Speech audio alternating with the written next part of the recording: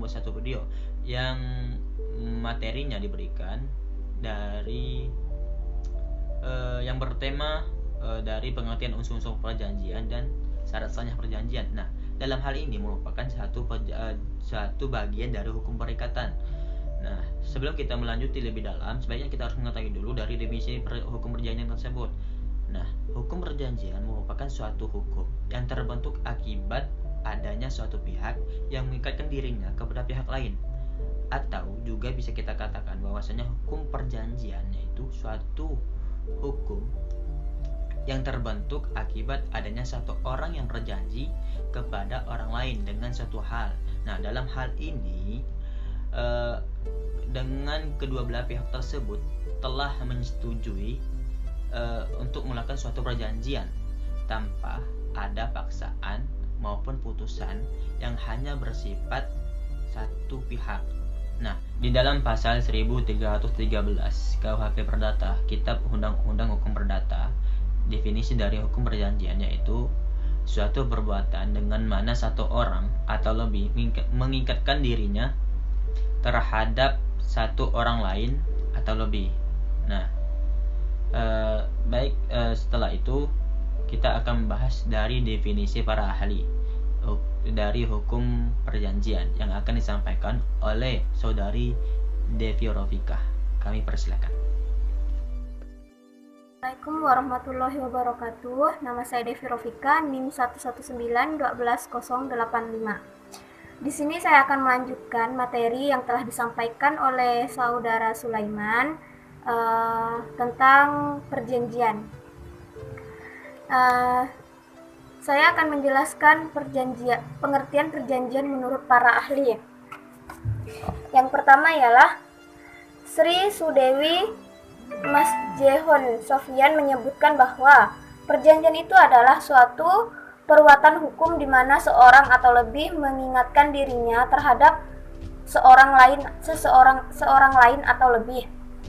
Yang kedua ialah menurut Wirjono Prodjodikoro menyebutkan sebagai berikut, yaitu perjanjian diartikan sebagai suatu perbuatan hukum mengenai harta benda kekayaan antara dua pihak di mana suatu pihak berjanji atau dianggap untuk melakukan suatu hal atau untuk tidak melakukan suatu hal, sedangkan pihak lain berhak menuntut pelaksanaan janji itu. Selanjutnya ialah Ahmad Kirom Samsudin Meliala menyebutkan bahwa perjanjian adalah suatu peristiwa di mana seorang berjanji kepada orang lain atau di mana seorang lain itu saling berjanji untuk melaksanakan sesuatu hal.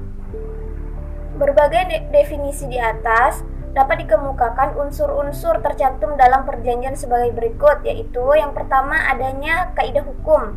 Yang kedua, kaidah dalam hukum kontrak dapat dibagi menjadi dua macam, yaitu tertulis dan tidak tertulis. Kaidah hukum kontrak tertulis adalah kaidah-kaidah hukum yang terdapat dalam peraturan undang-undang, traktat, dan jurisprudensi. Sedangkan kaidah hukum kontrak tidak tertulis adalah kaidah hukum yang timbul atau tumbuh dan hidup di dalam masyarakat. Contohnya jual beli lepas, jual beli tahunan, dan lain-lain. Terima kasih. Baik, perkenalkan nama saya Putri Ningsih, NIM 119120111. Di sini saya akan menjelaskan tentang unsur-unsur dalam perjanjian. Nah, dalam perjanjian atau dalam hukum perjanjian, banyak para ahli membedakan perjanjian menjadi dua, yaitu perjanjian bernama dan perjanjian tidak bernama. Perjanjian bernama yaitu perjanjian yang diatur dalam KUH Perdata mulai dari bab 5 sampai bab 8. Perjanjian tidak bernama merupakan perjanjian yang tidak diatur dalam KUH Perdata atau biasanya kita sebut dengan perjanjian khusus. Tetapi yang terpenting adalah unsur-unsur perjanjian yang disebutkan dalam pasal 1254 tentang jenis-jenis perikatan. Nah, terdapat 3 unsur. Yang pertama, unsur esensialia. Yang kedua, unsur aks naturalia. Yang ketiga, unsur aksidentalia. Nah, unsur yang saya akan jelaskan pada kesempatan hari ini yaitu unsur esensialia, di mana unsur esensialia ini merupakan unsur yang pokok dan mutlak sebagai syarat yang tidak boleh diabaikan dan harus dicantumkan di suatu perjanjian. Unsur ini merupakan unsur yang dapat membedakan perjanjian satu dan perjanjian yang lainnya. Karena esensialia ini adalah isi yang terkandung dari perjanjian tersebut yang didefinisikan atau hakikat perjanjian. Nah, saya beri contoh, yaitu jika contohnya kita ambil di dalam jual beli, kita bisa artikan esensialia itu seperti barang dan harga. Jika tidak ada barang dan harga, maka suatu perjanjian itu tidak akan pernah sah. Seperti itu. Mungkin cuma itu yang dapat saya jelaskan, dan selanjutnya akan dijelaskan oleh teman-teman saya. Terima kasih. Baik, saya Ahmad Bagasi NIM 119120077.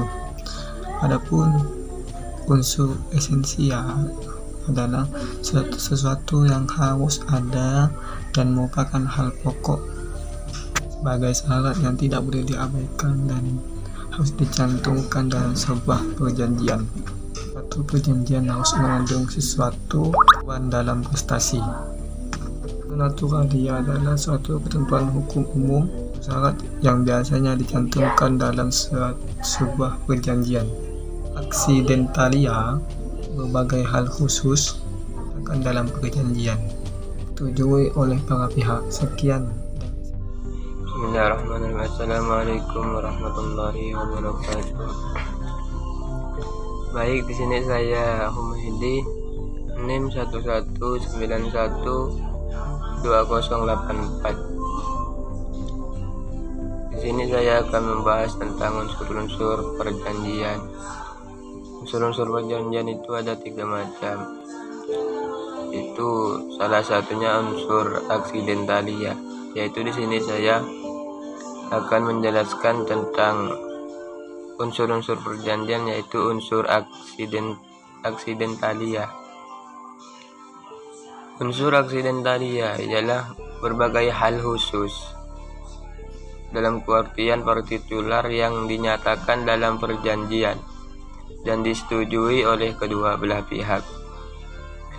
Unsur ini bisa dikatakan ada atau diatur dan bisa juga tidak ada.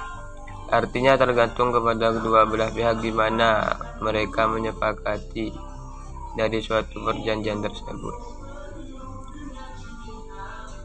Baik, unsur aksidentalia ini ialah seperti contohnya ialah unsur yang jika terjadi perselisihan, suatu perselisihan, di situ kedua belah pihak telah menentukan tempat yang dipilih, baik cara penyelesaiannya ataupun bagaimana kedua belah pihak tersebut menyepakatinya. Nah, jadi bisa disimpulkan bahwa unsur aksidentalia ini ialah suatu berbagai hal yang khusus yang dinyatakan dalam perjanjian yang disetujui oleh kedua belah pihak.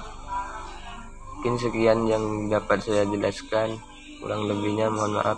Wallahul muwaffiq ila aqwamit thoriq.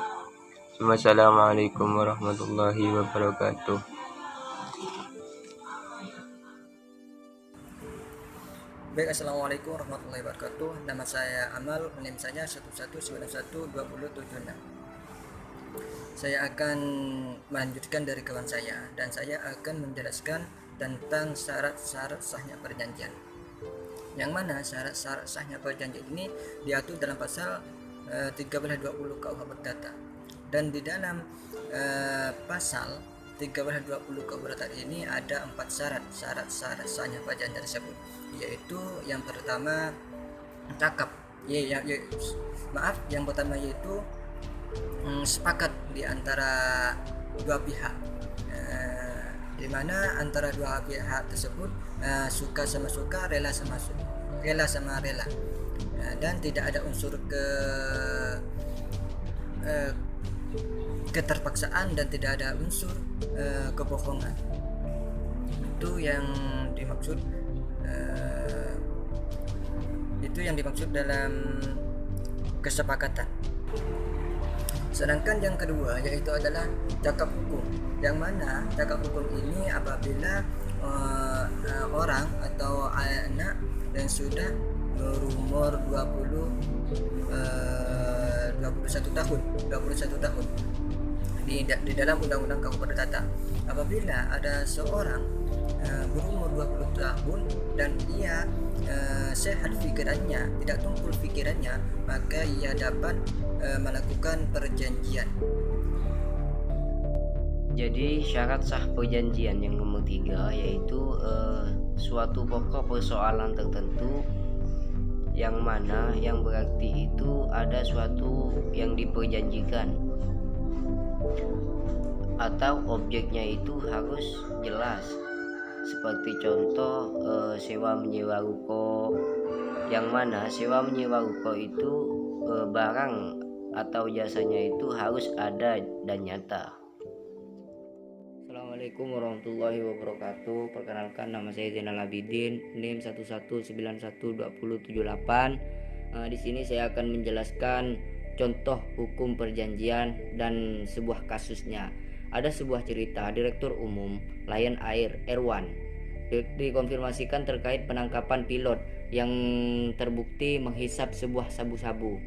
Ia menyebut pihak manajemen akan mengambil langkah tegas bagi yang bersangkutan sesuai dengan apa yang diperbuat.